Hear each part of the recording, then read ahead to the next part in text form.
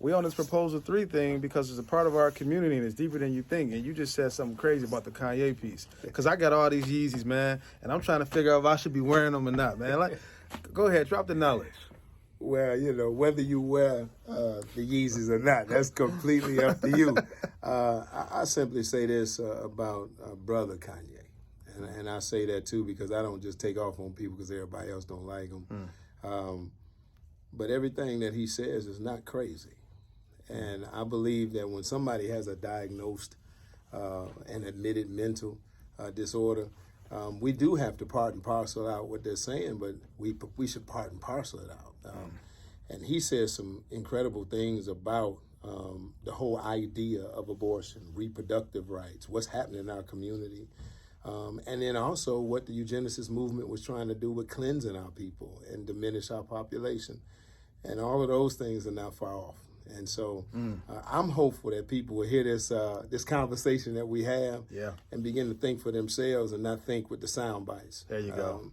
It's a lot of us that got trapped under sound bites and couldn't get out. Can't get out of it. It's the upside down. The upside down. So y'all come on in. Let's talk about it because, you know, some of these people that we believe are insane, you just don't simply get to be the kind of creative brilliance that those people are without having part of them brilliant and part of them off the wall. And that's the way they were able to get what they got. There you go. You heard it here first, man. We got a new episode coming out of the Code with Kwame, man. Y'all got to tap in, all right? MBassador Studios, Movemental Ministries, man. Tap in. Let's Peace. do it. Love y'all. For years, I've been known as a guy that's dedicated his whole life to technology and music. I've done it for corporate for 15 years, and now I get a chance to do it here with you at MBassador Studios.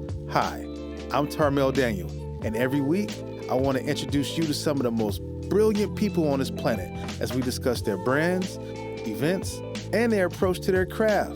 We'll talk about their failures as well as their success. We will discuss blueprints, plans, ideas, and possible partnerships we'll form. Never know who might walk through the doors. This is The Code, where we vibrate at a creator's frequency. What's up, family? It's your boy Chief Geek T, and I'm here with my main man, Kwame Kilpatrick's in the building, man. And how you doing, man? I'm good. It's time for us to catch up again. Is that what it is? It's time, man. Let's get into it. Well, you got them arrows in his quiver. I know I'm getting shot over here. I know something about to happen. Nah, man, we got to tap in, man, to see how you thinking about a few things, a few hot topics we got going on. It seems like a lot these days. It's so much going on in the world, man. Just gracious to have you and the wife in, and even Baby King's in the building, man. So this is cool, Antoine. It's a gift today. You know what I mean?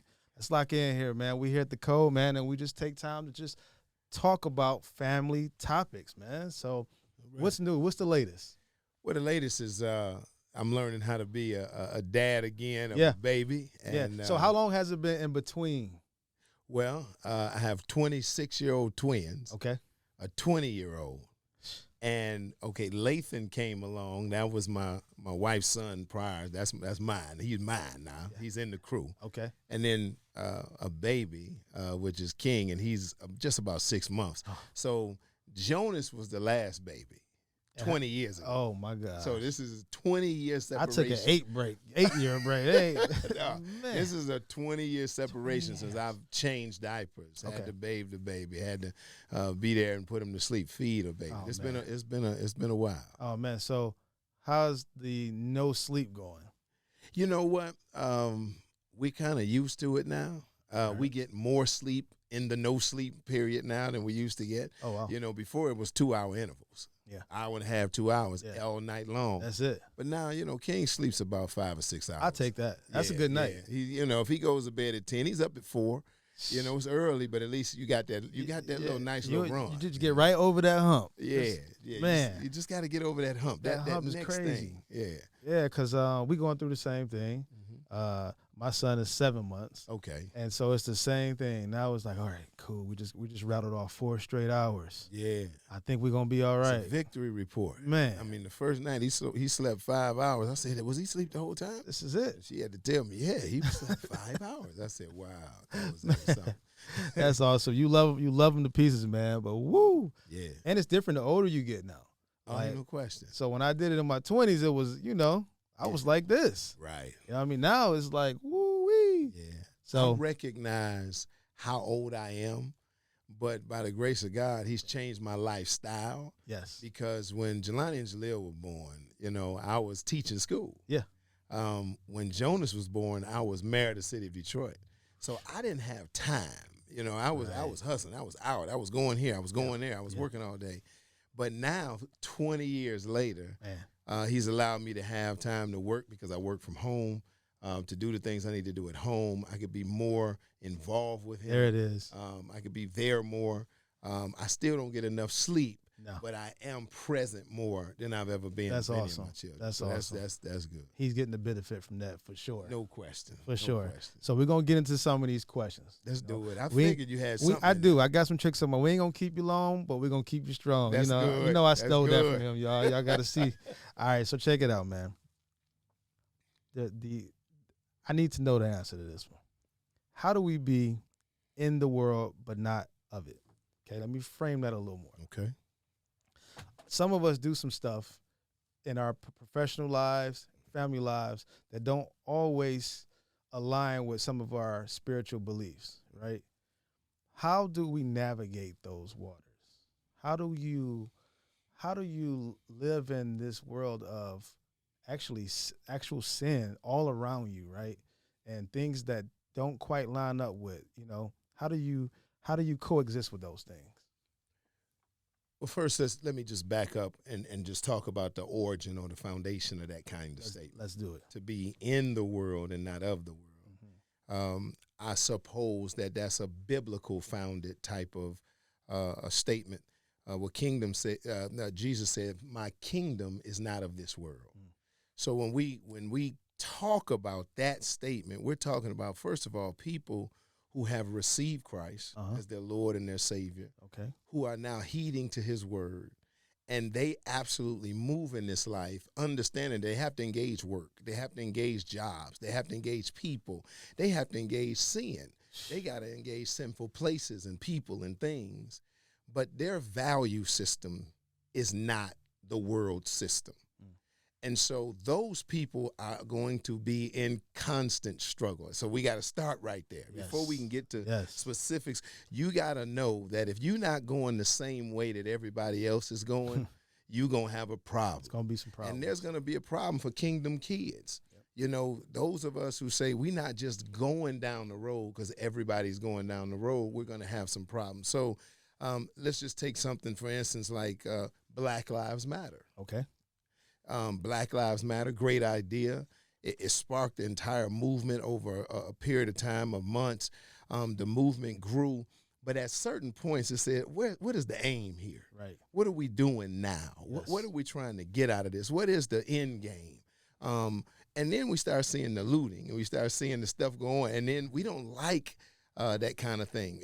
Whether you're black, white, Latino, it's like now I'm trying to move away because this ain't what I was talking about. We were moving in a particular direction. We're attacking our own community now. But in your own community, if you say, man, I ain't down with Black Lives Matter no more, you are now against the grain. Yeah.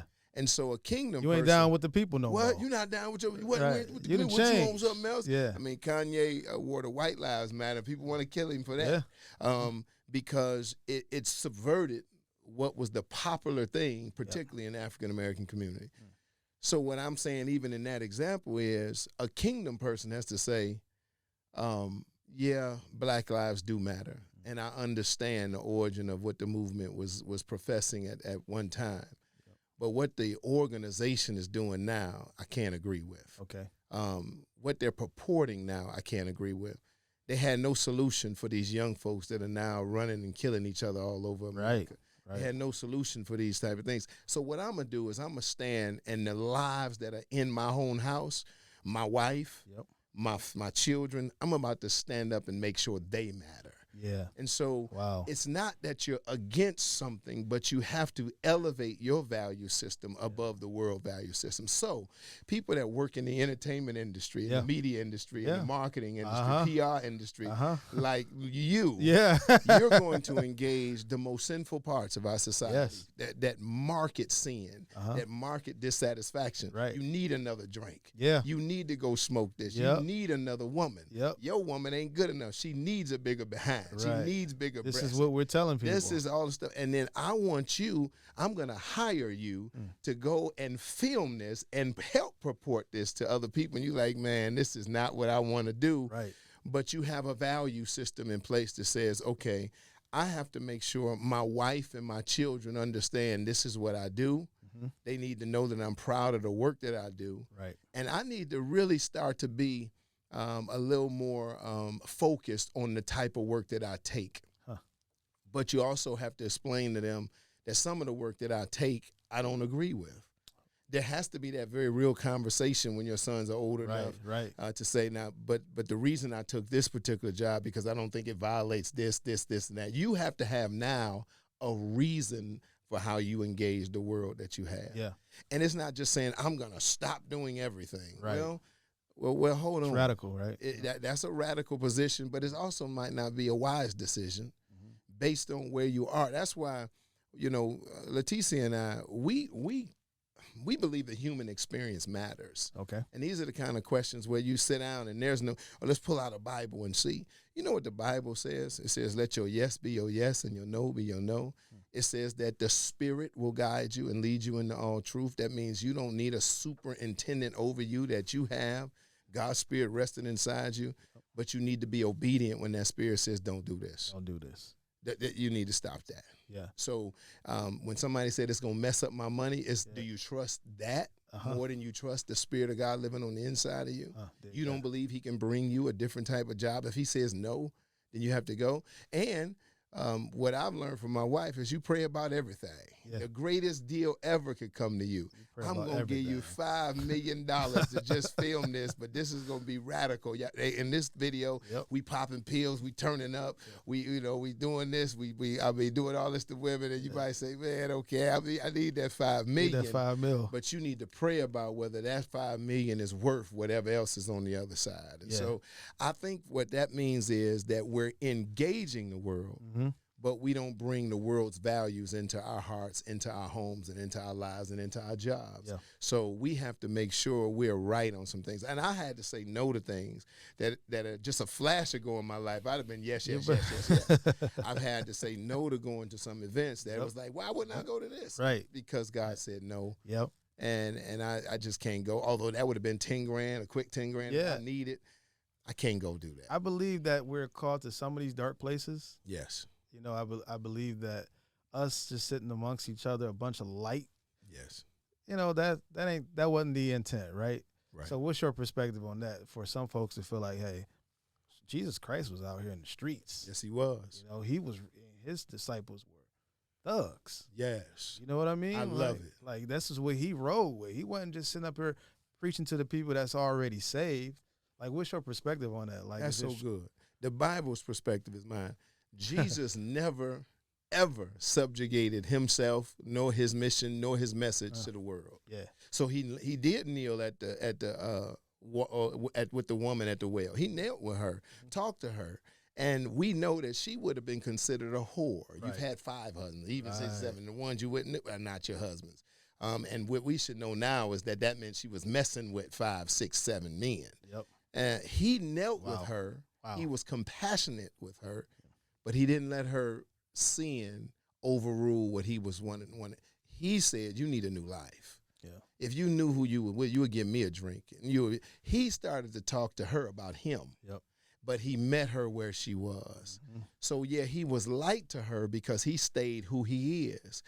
That's how we have to be in a room. I can relate to everybody. I can talk stuff. I can, all of that. Meet them where they at. But at some point, it's like, man, you're wrong, bro. Listen, what you doing now is going to kill you, bro. Yeah.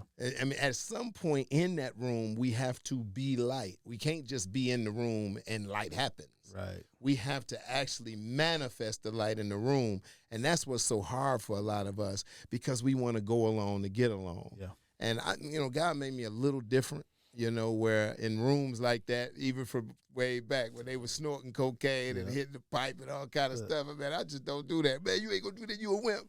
Well, I'm a wimp then, man. This ain't me. It just ain't me. I ain't about to carry no gun nowhere and shoot people. Y'all going to shoot people. I'm going home. Yeah. So it wasn't hard for me. Now I know that was all God. It wasn't hard for me to want to have the money that was in the room, but not willing to do what they wanted me to do to get that money. It just wasn't me. And I was cool with me not being that person. Yeah.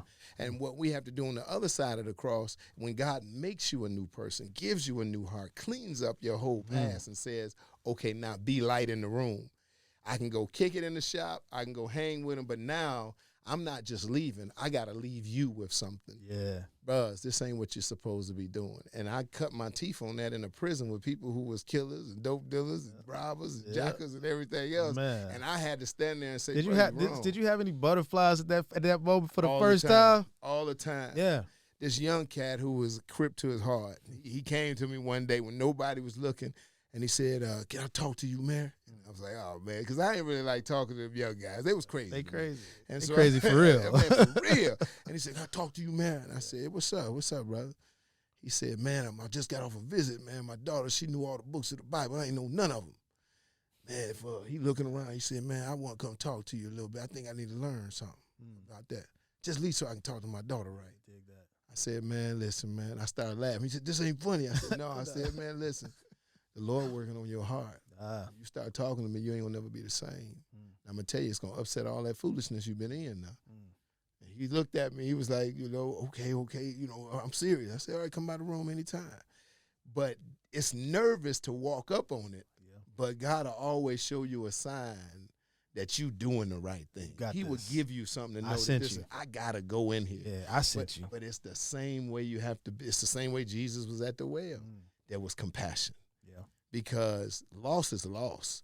Whether you was lost chasing women when you should have been home with your sons, whether you was lost in adulterous relationships or strung out on heroin or whatever it is, loss is loss. Loss is loss. And so loss recognize loss just like game recognize game, right? And so if a person is out there in the streets and doing their thing, how is that much different from me when I get this high price position? Everybody know who I am. And I'm chasing skirts. I'm going to the BET Awards. Negro, get back home. What's wrong with you, man? Where you at? Somebody need to slap me.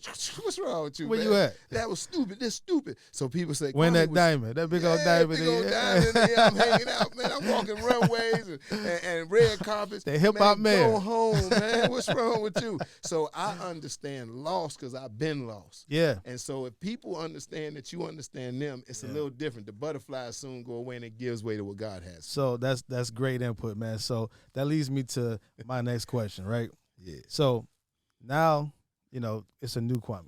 Yes. That we're all getting to meet. Yeah. How do you navigate the naysayers that are just so determined to remind you of your past? I think one of the things that's changed in me is the noise. Kwame, it's out there, the noise. I have a chapter in my book, and the chapter's called Bring the Noise. And it was about all off the grid, by the way. Off Shameless the grid. Blood. You can go. You can go. Yep. That chapter, Bring the Noise, it's an old 1990s song. Bring the noise, bring the funk. Public Enemy. They had that Bring the Noise, and I used to listen to that. I used to be like, noise, until I couldn't take the weight of the noise. Everything from Kill Kwame to Lock Him Up to all this kind of stuff, and the noise was deafening. And one day I'm sitting in a cell, and that noise started making more sense than anything else. That maybe I shouldn't be alive. Wow. Maybe I shouldn't go back home. And I found out something about the noise in a cold, dark cell. I found out that it was lying. Yeah. I would never be able to sit in a room with my wife and my new son if I would have listened to the noise. And so from that experience, I learned that the noise is just noise. So it don't really bother me as much as it used to. Awesome. I'm not politically moved by it. I don't take a poll on whether I should preach a Bible study or at a church, I don't really care how people feel. That same person that's saying, Kwame, man, he owns something out of it, that dude named Jesus. Yeah. That dude right there, he needs a transformation in his heart. He needs some help. Wow. Because if he's so focused on Kwame, that means he's not focused somewhere else. And so I would like to talk to that person. I'm no longer mad at the people that's hollering and spewing and all that kind of stuff. So mostly how I engage is I stopped listening to it. Yeah. I told TC and anybody that knows when I was in prison, I never watched the news. For 3 years, I didn't read a paper. I haven't read a Detroit paper, man, since like 2012 or 13. Wow. And so I just stopped. I had to shut the noise off myself. And doing that, the noise stopped being a routine of mine. It stopped being a habit. And so I started listening to other voices, the voice of the Spirit, the voice of some great authors that really spoke into my life. I called them invisible counselors while I was in there. Yeah. And so when you start listening to other things instead of the noise, you start leading a different life, and the noise stops being so important to you. Yeah. Yeah, no, that's tough, man, because like you very polarizing. You generate a lot of interest, and so being able to have that perspective is important, especially for the mission that's upon us. Yeah, right. The mission right now. So now, and let me say this too. Go for it. Listening to the noise always has two perspectives, and that's what I want to caution people too. All right. Some noise say, Kwame, you my man, man, I love you, man. I love you, my man, I love you, Kwame. The next noise say, I hate you. I wish you'd have died in prison. I mean, I get that. Those extremes. Extremes, they're two polar. Yeah. You can't listen to either one of them. Wow. I need everybody to hear me now. Wow. Don't just listen to the noise that pats you on the back and then try to disregard the other noise, because the devil is so cunning. Oh, man. The enemy of your spirit is so cunning. He'll give you some good stuff to hold on to and then sneak in the other stuff. And so since you're believing and listening to the noise, then all of it becomes weighty. You're a noise customer. So you're a noise customer. So don't matter what it don't matter what it is. If you go in for a Snicker and dude say, man, you might as well get the Milky Way. I don't like Milky Way, but you're going to get it because we ain't got no Snickers. Right. You're here for the candy bar, ain't you? You're here for the candy bar. You're going to leave there with a candy bar. That's crazy. And that's the thing is the noise, if you listen, you're almost bipolar in that regard. Yep. You're going to listen to it one day and, yay, I'm feling good. Yep. Then the next day, riding that roller coaster. Yay, I'm good. No, but that takes training. And I watched my wife, for the first time, she had to engage the noise. I'm talking about she's a tenaciously private person. Yeah. And now the noise starts to mention her name. Uh-oh. She's like, what did they say? Yeah. Yeah, it's a new world. It's a new world for her. This is the first thing we're gonna do. We're not gonna even listen to it. We ain't gonna read no papers. We ain't gonna do no things. Because even if you think it doesn't bother you for a while, it starts to sow seeds inside your soul. Subconscious. And it'll subconsciously start to take root until it's consciously manifested. Yes. So that's the thing. Yeah, that's good word. That's good word. And I wish her well with this newfound interest that she's got to navigate, man. That's got to be something, man. She's doing amazing. She actually strengthens me through it. Oh, she's strong. No, there ain't no question. East side. She represent light skin, baby, all day, every day. You know what I mean? Strong light skin. Yeah. So, all right, look, bottom line, flat out question for you. Yeah. Okay, because I'm not sure these days, all right? All right. Man, you a Democrat or Republican? Where you at? Where That's you stand? Good. That's a great question. It's the political season, so we got to do a little bit of politics. Let me hit them real hard. I'm definitely not a Democrat. Ooh. You ready? I'm ready. And I'm definitely not a Republican. There it is. I'm radically independent. Yeah. And what I believe is that in politics, I was like this even when I was in. There are good ideas and good policy positions that come from both parties. Okay. What is happening in the Democratic Party is that it has isolated the majority of the black community into one perspective. So much so that we vote Democrat, and it violates our own interests on a lot of issues. We just go right down the line. We just go right down the line. We no longer listen to issues, which means we have made ourselves unimportant in the political process. Politics is a contact sport, and people will only engage you if you're willing to engage them. Mm-hmm. If you're not doing it, you just sheeple. You just a sheep. That's it. You just somebody that's going out and you're going to do whatever they need you. They can show you a few commercials, tell you they hate the white folks over there. He don't like you. And then you just like, oh, okay. Oh, all right, I'm going to vote for this person. Yeah. I remember watching Trump and Joe Biden's race, from a prison. And it was amazing how Joe Biden, the person who was the author of the 1994 crime bill, the bill that got more African-American men locked up between 1994 and 2000 than any other 6-year period in the history of America. Wow. This was when people with 80 grams of crack were getting life. Knucklehead 19-year-olds are now in prison, and they 55 years old because of that. Man. And so this was the person who, when he was passing the bill, called the black, we're going to lock these SOBs up. This is the person who said that they got to go to jail and we're going to throw away the key. This is the person who was against busing. This was a New South Democrat, Joe Biden. And he was made over simply because Barack Obama needed a white conservative to be on his ticket to legitimize a black president moving forward. You had to have a white man. Wow. And because he played that position, now he's new Joe Biden after 35 years of policy. He's a new Joe Biden, and we got to get him in there because this Trump guy, you got to get him out of there. I mean, he was so polarizing about what he said. Yep. And here's a black community ethic. It's not about what you say. It's about what you do. We ain't never really fretted about what people say, man. Matter of fact, in our community, dude got all kind of mouth, all that. He ain't doing nothing. Yeah. That's like what we think. Right.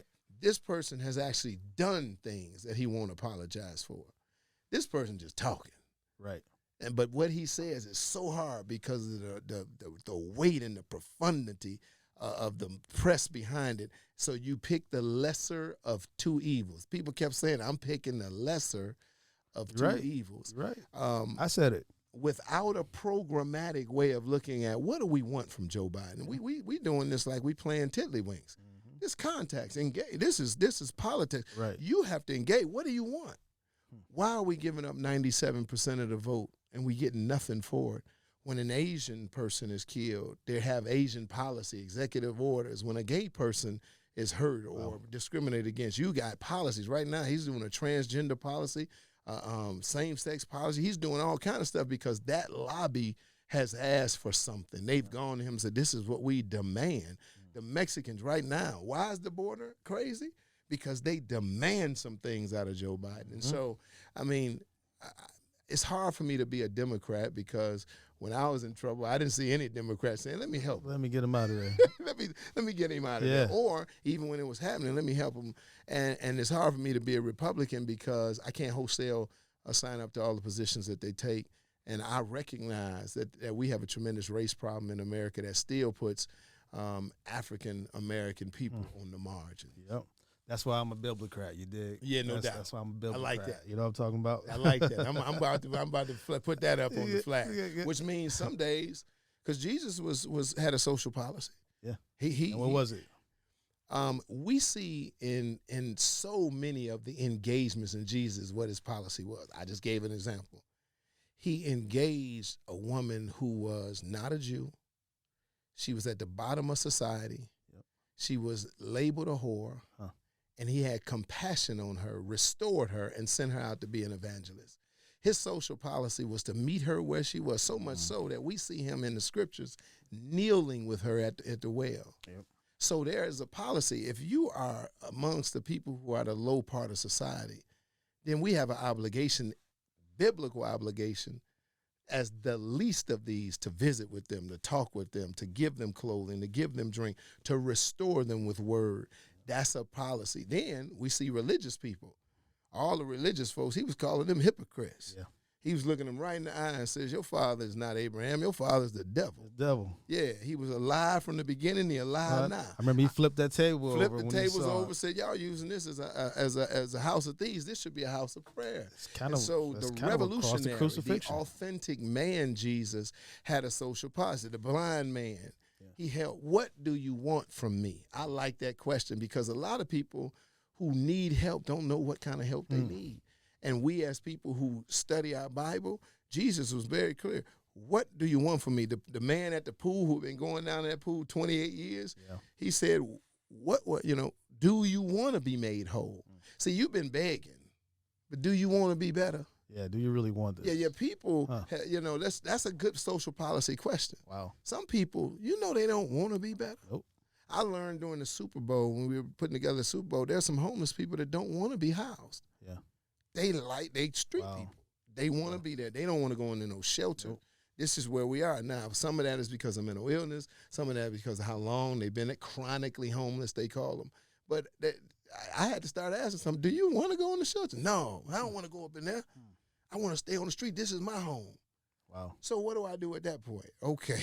What do we do? Do we get him some programs? Yeah. Do we start putting millions of dollars behind this man and the dozens like him? Wow. Or do we move over to people who want to be made whole?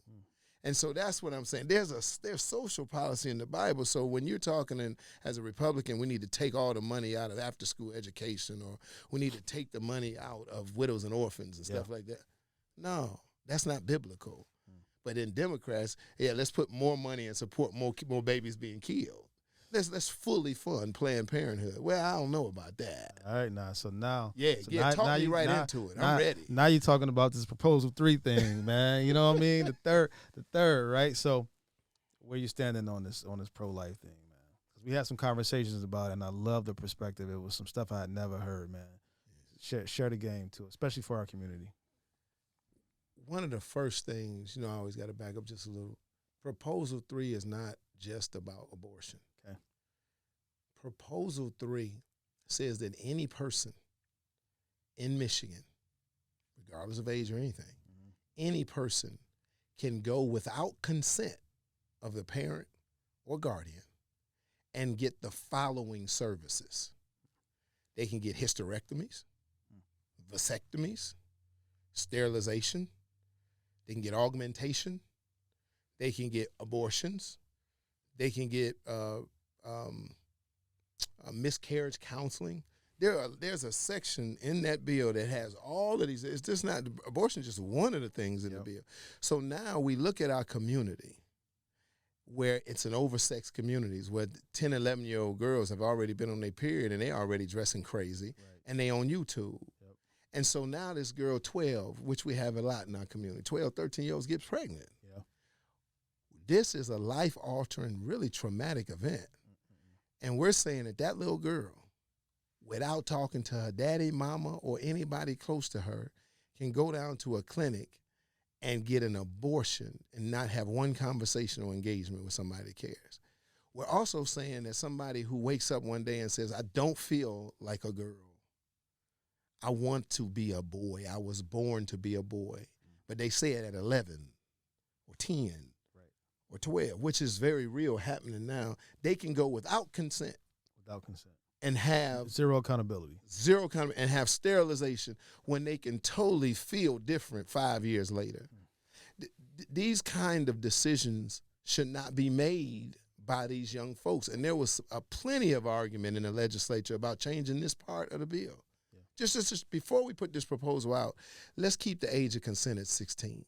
Why are we going to a no age of consent? Right. So what I want African-American, black folks to know, Latino folks, white folks to understand, people in this state, Asians to understand, American Indians, is that this is not just a simple abortion bill. This is not about reproductive rights.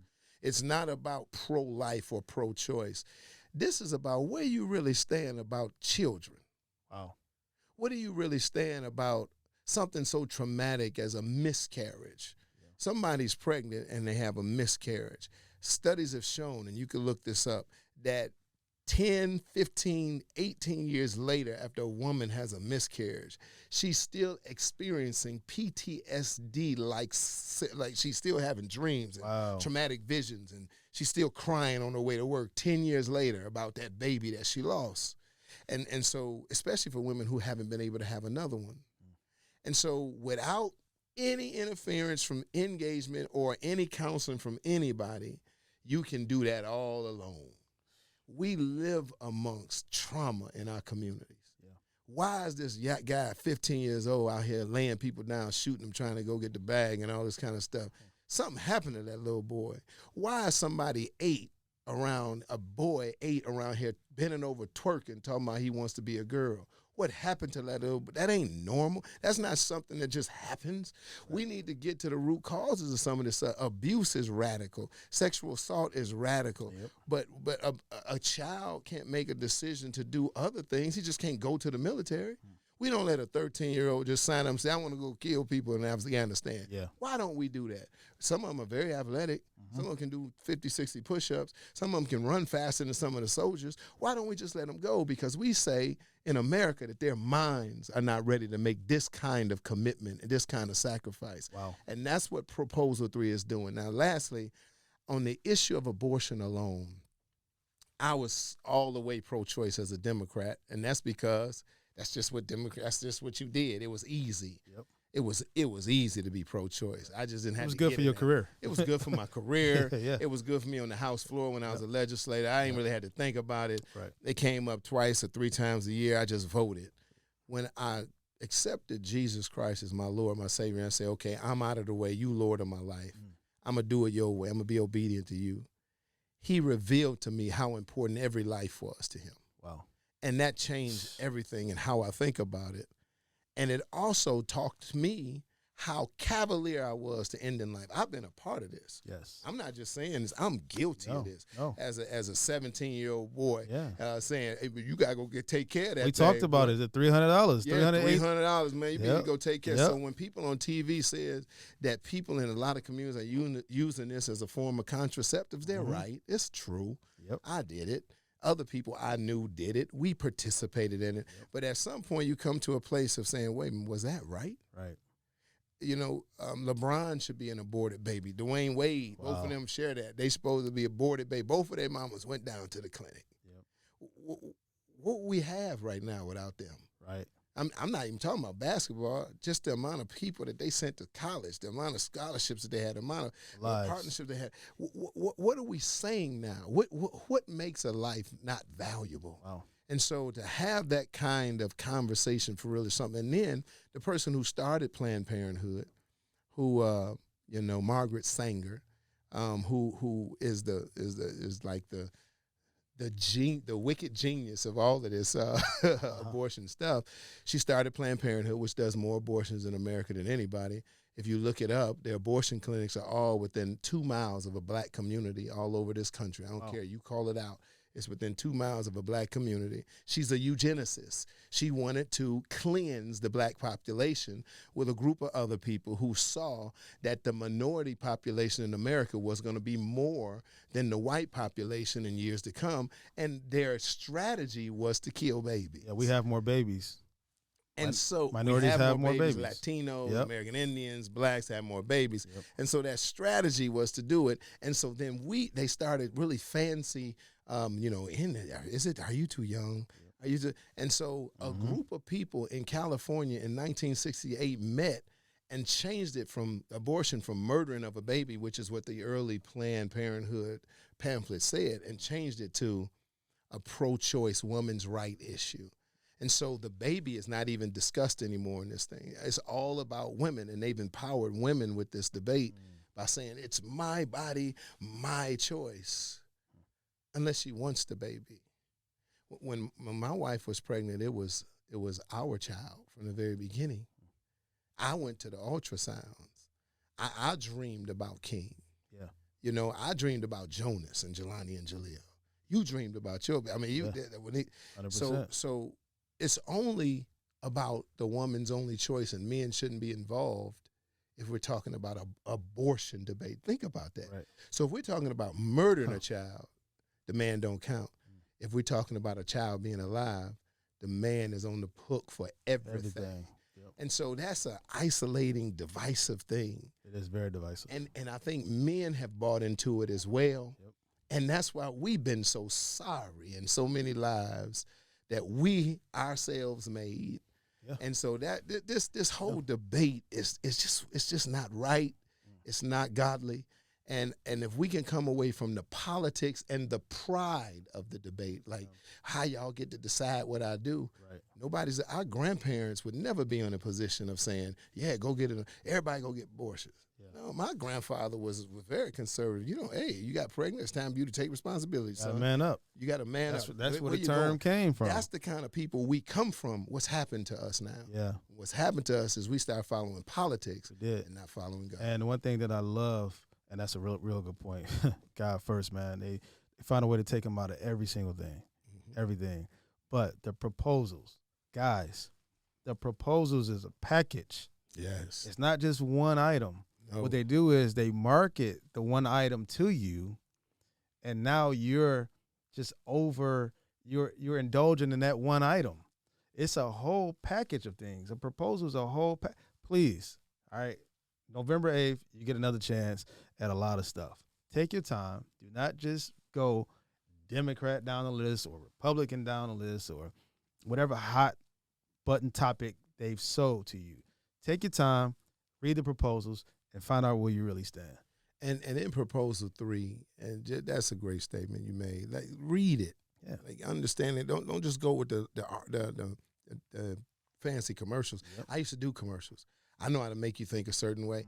I ran the Democratic campaign for the state of Michigan, so I had to write commercials in Alpena and Gladwin and Iosco County up north, and I used to say, we have to stop Detroit from taking our money. I had to put that in commercial. I'm from Detroit, but I can write an ad to say anything, and I know that emotionally get to them, and my candidate win. My only responsibility is that my candidate win. I didn't care about what it looked like. I didn't care about it.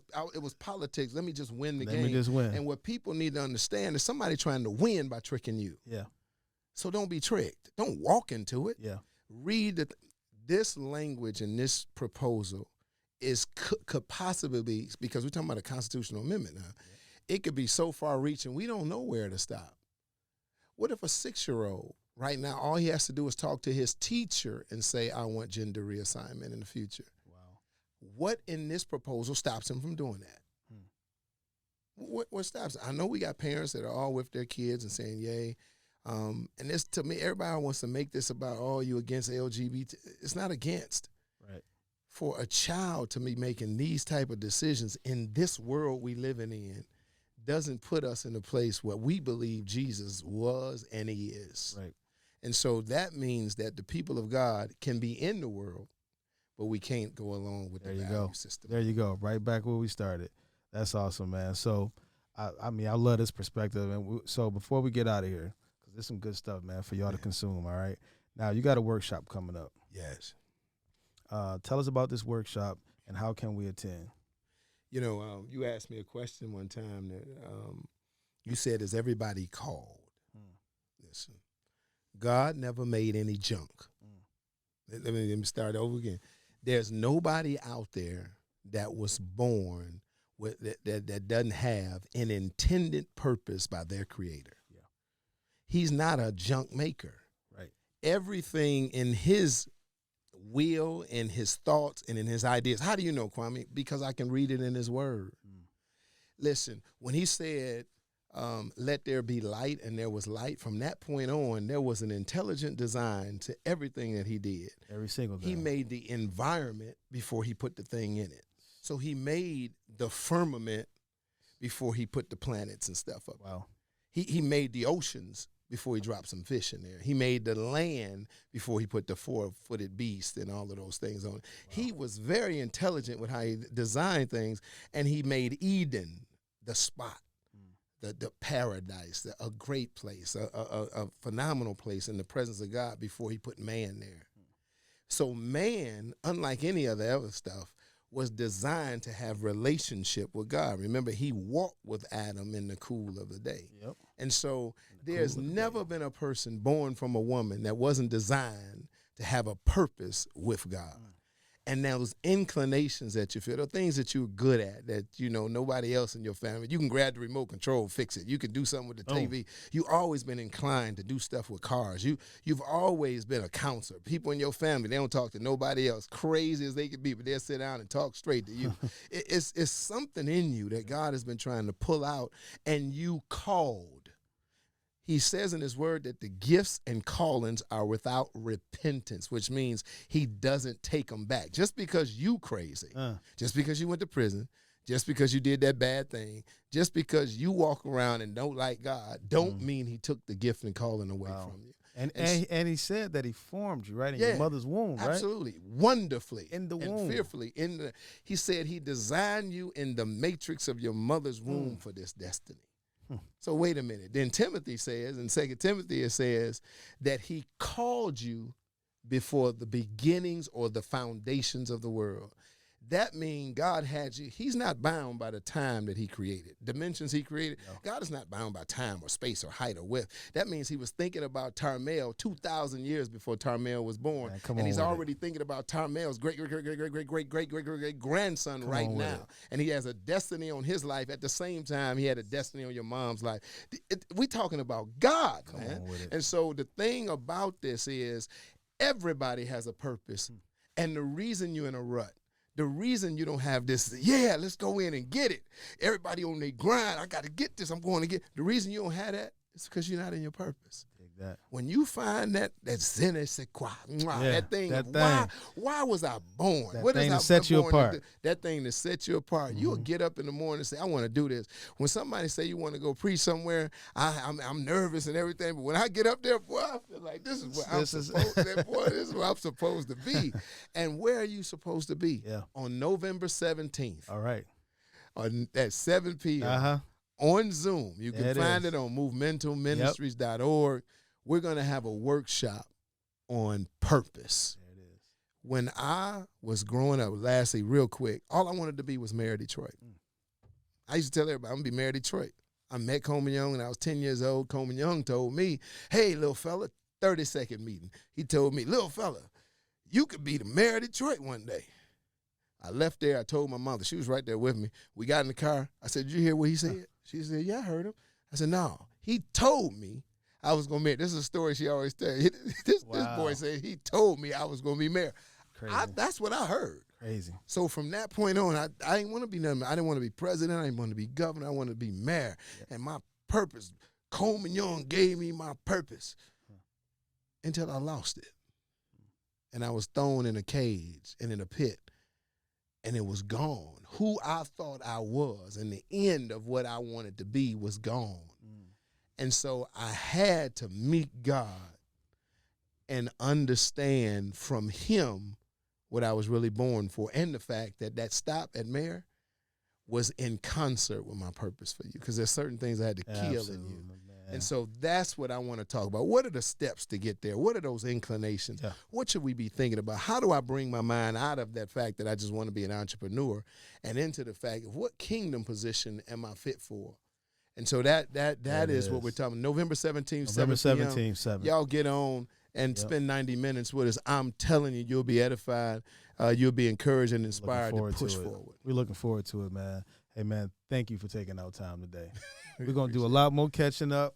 I'm excited about MBassador Studios working with Movemental Ministries and the project that you and the wife is building, man. I'm looking forward to my relationship with God growing through y'all. We're gonna test some stuff up. Let's do it. That's what we're gonna do. Let's do it. In the Bible, it says our job is to root out, pull down, there it is, throw down, and destroy.